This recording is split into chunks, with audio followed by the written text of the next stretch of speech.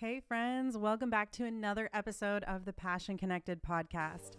If this was helpful for you, I do have a downloadable PDF where you can work through journal prompts that will help you figure out exactly what you want in your sex life. So if that sounds helpful to you, go ahead and click in the description. It'll be there, the link, and it comes with a little video for me to just help walk you step by step through who you are and what you believe to align your head and your heart and your spirit and everything, and just get you in a place where you can confidently say, this is what I think about my sex life. This is what I'm aiming for. This is what I am dreaming for.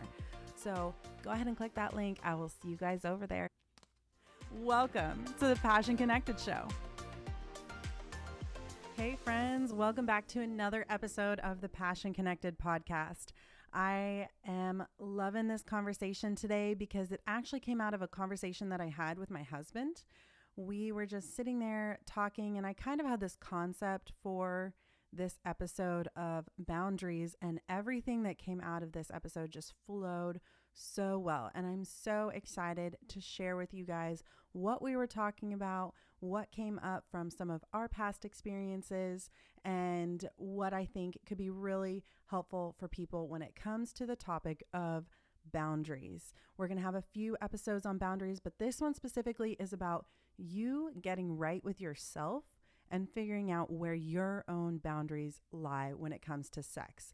I think it is so important to figure out who you are and what you want, instead of just letting the culture or what you think you should be doing set the stage for your sex life, because then nothing is aligned and you are not going to follow those boundaries anyway.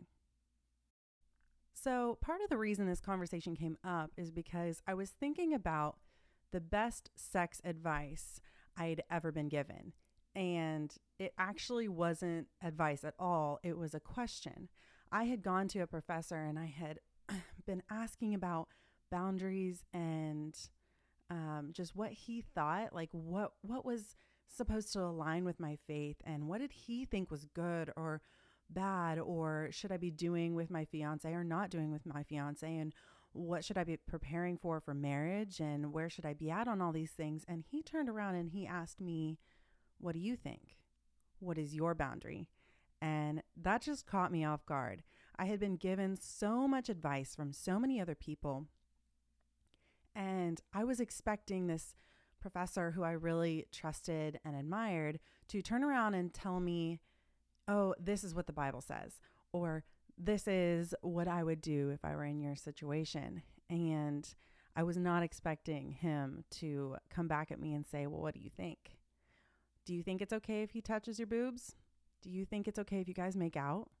Do you think it's okay if you even kiss? Where are you at? What do you think? Because that is more important. And I learned so much from that. And I think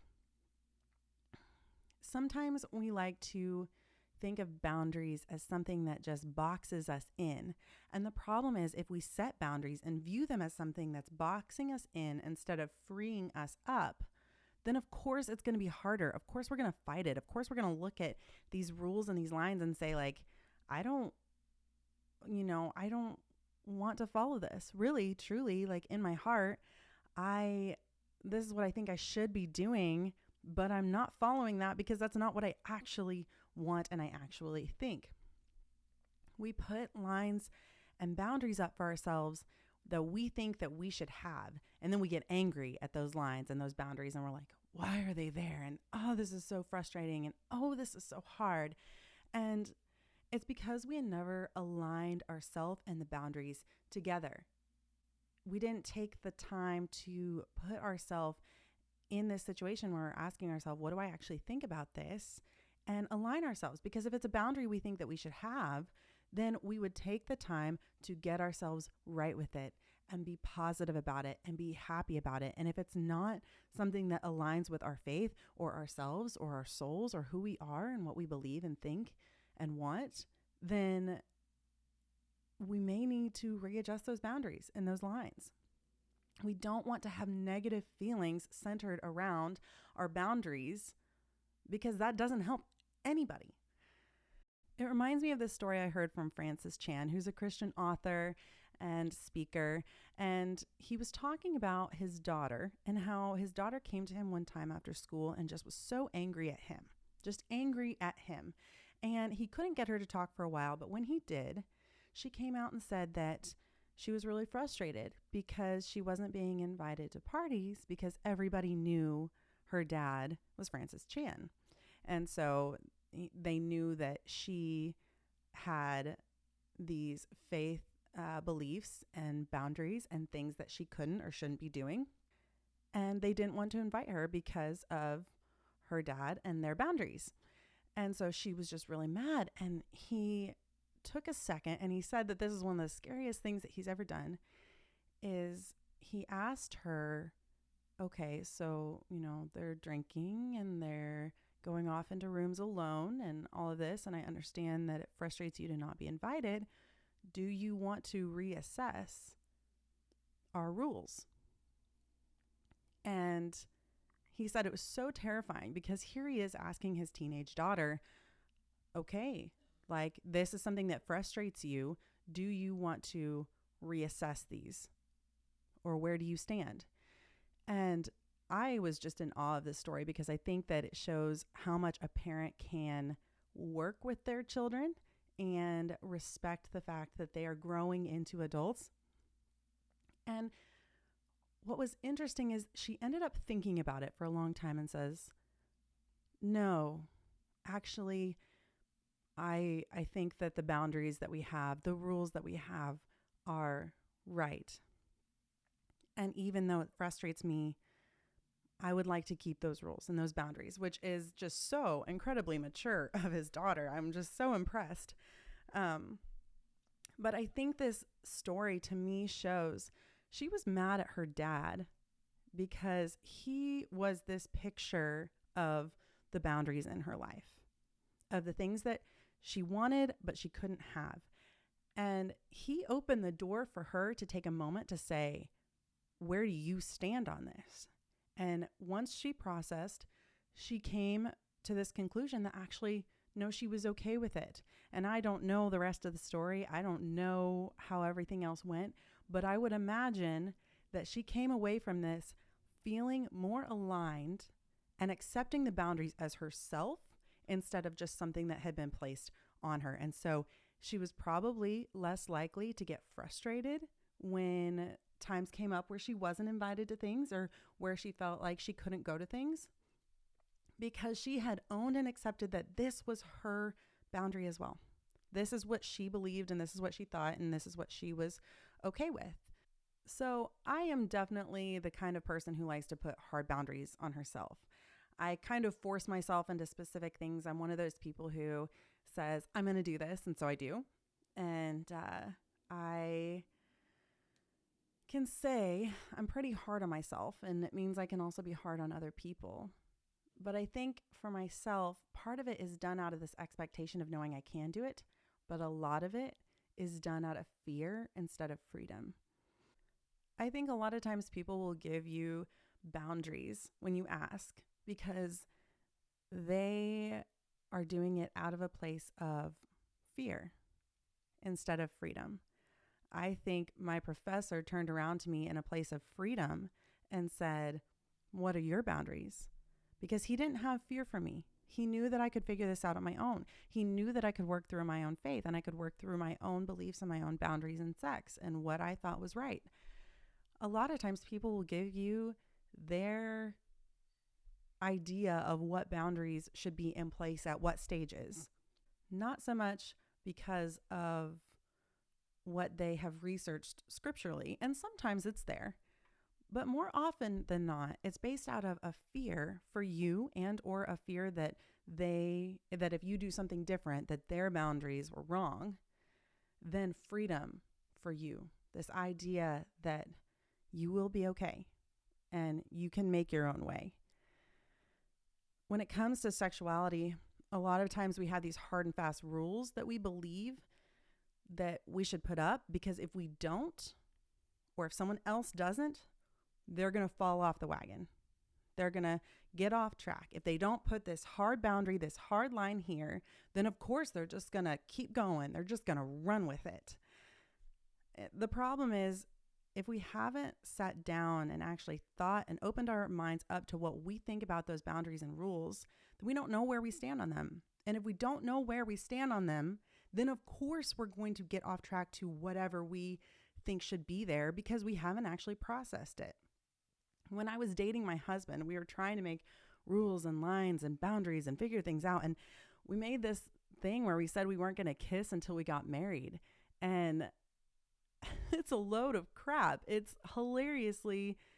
just didn't fit with us because you're asking two very, very physical touch people. Like, that is our love language. Number one, to not kiss before we get married. We had also kissed other people, and deep down, we were okay with the idea of kissing before marriage. But why did we make this line? I don't know, because we had stereotypes and standards that we thought that this was the best way to make sure that we were going to have a great marriage, or we were going to have a great kiss on our wedding day, or it was just going to make sure that if we put this line up, if we didn't kiss, there was no way we were going to go further. But the point of setting up your marriage for success is not setting up boundaries in order to not screw things up.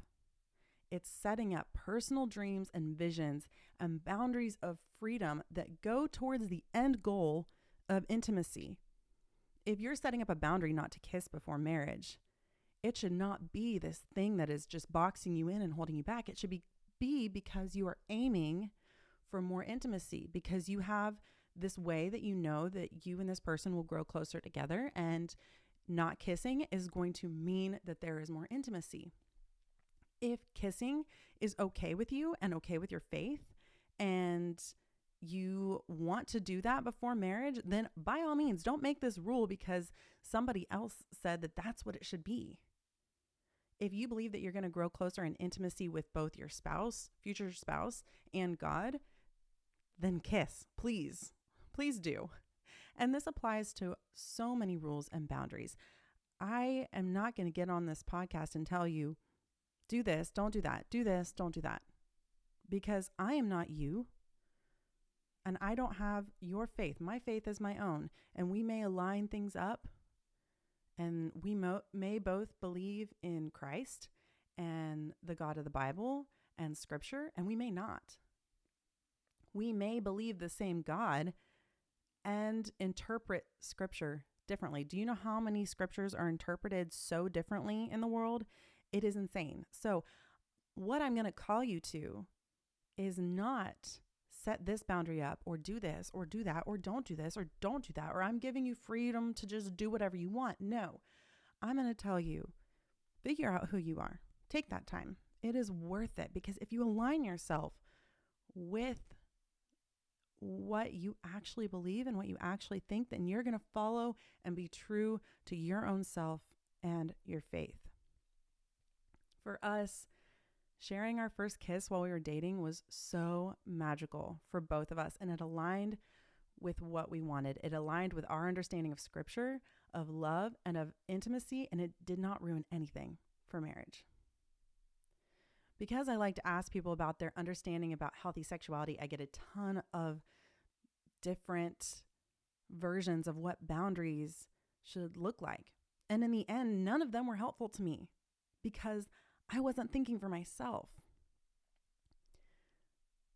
When that professor asked me what I thought, I went away from that and I took time thinking, what do I think? What do I know from Scripture? What do I know about who God has made me to be?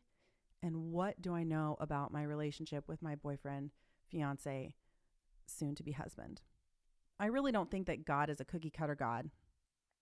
There are basic rules and laws that He's laid out for the benefit of people, but it is not for their restriction. One of the traits I admire most about Him is His creativity and His love and His gentleness, and He is willing to work with you. I believe that He works with each and every individual person on a personal level. And I have taken the time to work through exactly what my boundaries are in sex.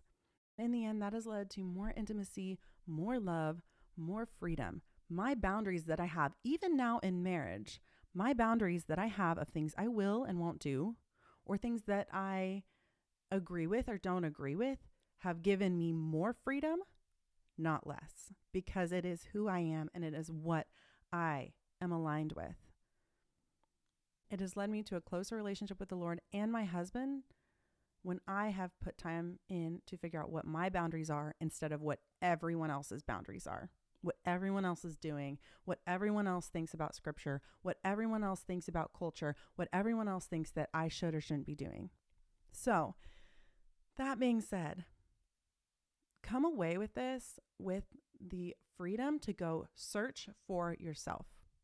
Figure out who you are. Take time to get quiet, get real with yourself and say, this is what I believe and this is what I don't believe. Maybe you aren't doing things that you're actually okay with and you think that it's okay in scripture and you're ready to take that step. Maybe there are things that you need freedom from.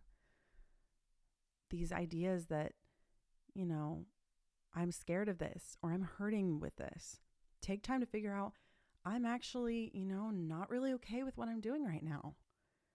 And I want to take a step back. Inside of marriage, outside of marriage, it doesn't matter. Look at it for yourself. You can do this. You are running your own life. So take the time to think through it for yourself. If you want help with this, I did create a downloadable PDF that's got journal prompts to help you work through your own dream sex life, what your own boundaries are, what you actually want, who you actually are, to align yourself with your head and your heart and your actions and your spirit and your soul. Get everything together. Make it work together so that sex isn't conflicting. I have that PDF. I will put it in the show notes for you so you can go over and download that. And it comes with a little video for you to be able to watch, for you to just work through with me. I will help walk you step by step through processing your own sex life. I love you, friends. I will see you next week.